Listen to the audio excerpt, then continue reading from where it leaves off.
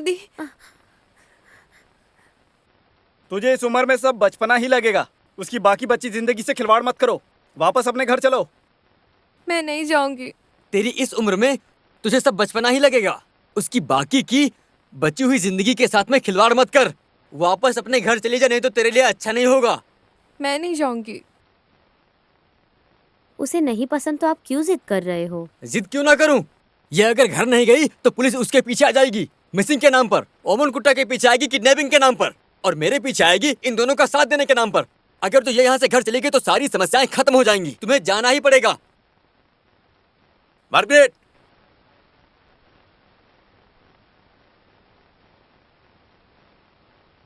Yes. दरवाजा खोलो, खोलो।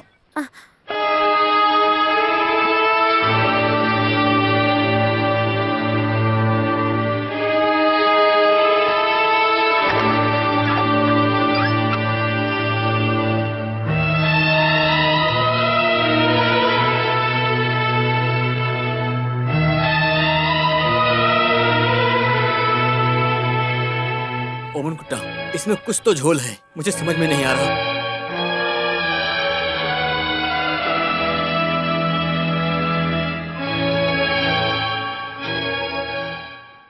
तुम घर नहीं जाओगी, इधर ही रुको।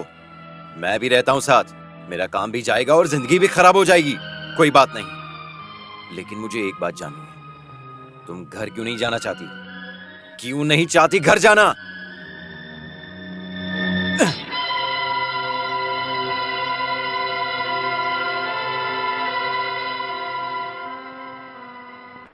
मैं जो बोल रहा हूँ उस पर भरोसा करिए। मैंने इस लड़की को शॉपिंग कॉम्प्लेक्स में देखा है। अब बोल रहे हैं कैसी दिखती है। अब लड़की लड़की जैसी दिखेगी ना, और कैसी दिखेगी। 7 दिनों के अंदर मैं वो लड़की आपके पास लेकर आऊंगा। लेकिन मैंने जो 20,000 रुपए कहे थे अभी मिल गए तो ठीक है। वो घर का एक्सटेंशन काम खत्म नहीं हुआ है ना। पिछले महीने 30 गोनी सीमेंट मंगाया था और भी गोनी के पीछे 130 रुपए बढ़ा है। बोलो ना, मेरी तकलीफ इनको समझ में नहीं आ रही है।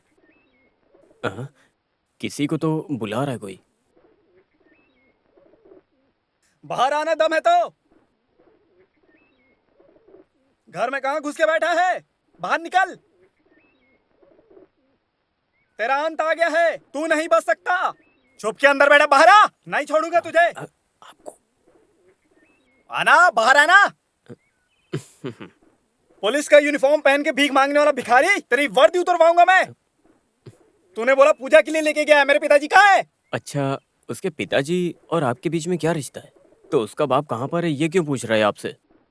सर, आप मेरे जैसे तेज मैं फॉरवर्ड स्ट्रेट फॉरवर्ड नहीं हूँ। तो क्या 20,000 रुपए नहीं चाहिए क्या? अरे वो तो चाहिए ना। क्या आप भी वो सीमेंट।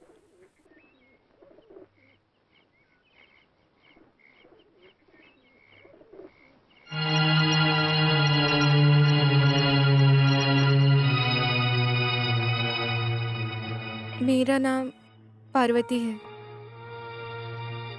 मैं लंदन में पैदा हुई और वहीं पली बढ़ी। वहाँ डैडी मम्मी के साथ। Happy birthday to you.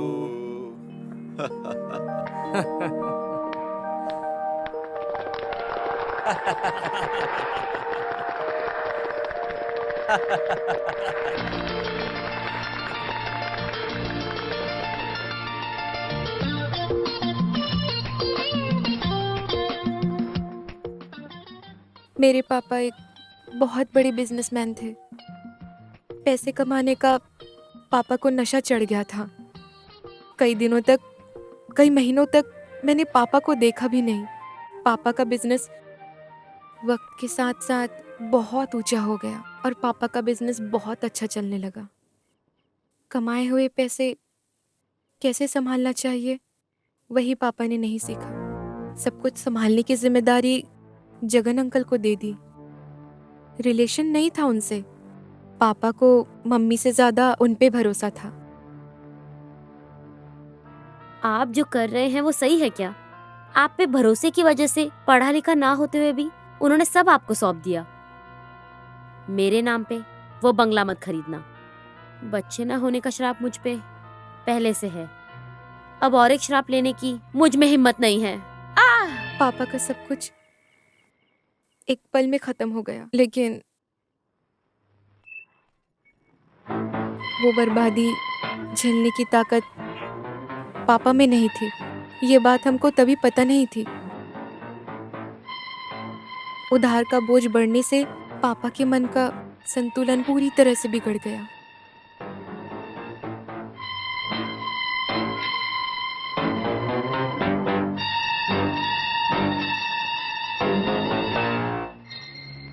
आखिर में पापा एक मानसिक रोगी हो गए।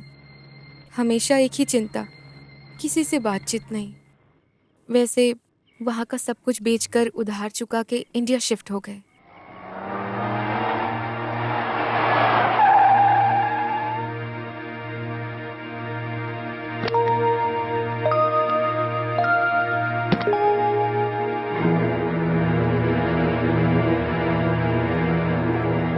आज से खुशी के पल होंगे गांव में, ऐसी उम्मीद की थी, लेकिन पापा हर तरीके से धोखा खाए हैं, ऐसा मम्मी को पता चला। यहाँ का क्लाइमेट थोड़ा अलग है, पेंट थोड़ा जल्दी उखड़ जाता है। तमिलनाडु में एस्टेट खरीदा, उसका डॉक्यूमेंट्स दिखाया नहीं अभी तक। उसमें कुछ करेक्शंस आए हैं तो लॉयर को दिया है। 3 साल पहले खरीदे गए एस्टेट के पेपर्स अभी करेक्ट ही कर रहे हो? नहीं, वो सब कुछ एक भरोसे के ऊपर था ना, इसलिए। वो याद भी रहना चाहिए। हाँ। अब तुम जाओ।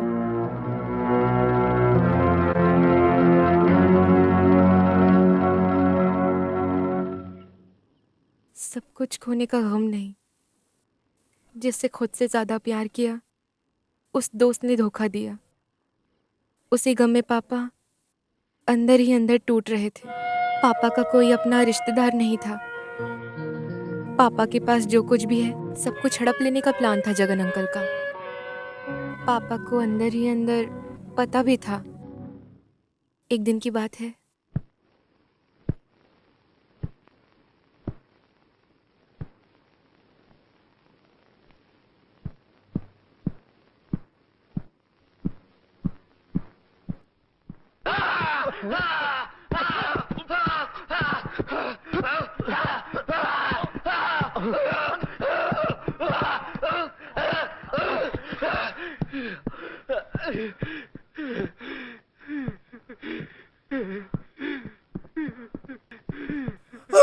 उसने ऐसा बर्ताव किया, मैंने बिल्कुल बुरा नहीं माना, मैं समझ सकता हूँ। लेकिन एक चीज, ये सिर्फ दवा से ठीक नहीं होगा। जैसा कि पुजारी ने बोला, हमें पूजा करनी होगी, तभी कुछ हो सकता है। श्री शिव शिव शक्ति लिथाम्बिके नमः। श्री शिव शिव शक्ति लिथाम्बिके नमः। सब पापों को मन में रखकर यहाँ पर अर्पण करो।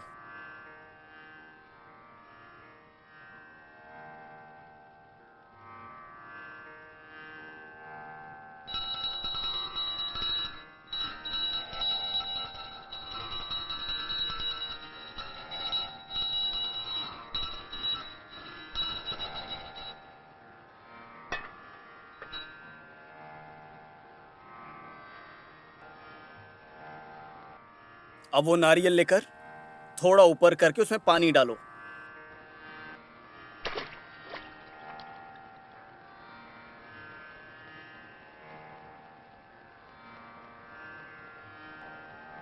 कर्म लोभम को प्रायश्चित करके इसमें छाया देखो, उस पानी में अपना छाया देखो।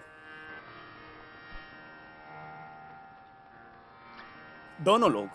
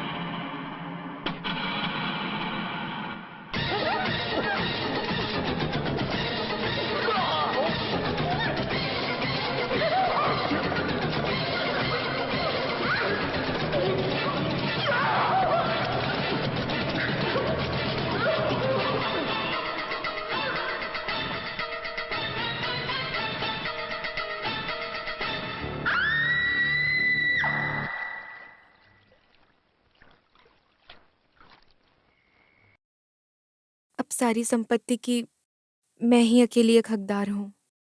मैं और वहां रुकी रही तो जगन अंकल मुझे मार देगा, मुझे समझ आ गया। और कोई रास्ता नहीं था, मैं वहां से भाग आई। भगवान की इच्छा अनुसार एक इंसान मेरी मदद के लिए आया।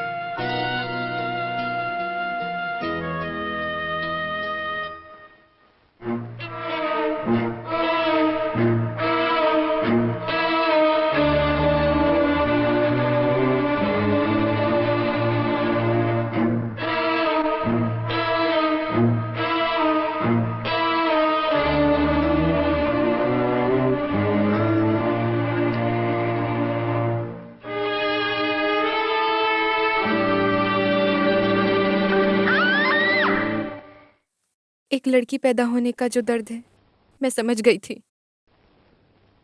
कोई भी मुझे एक लड़की के जैसे ना देखे, इसलिए मैंने सोचा,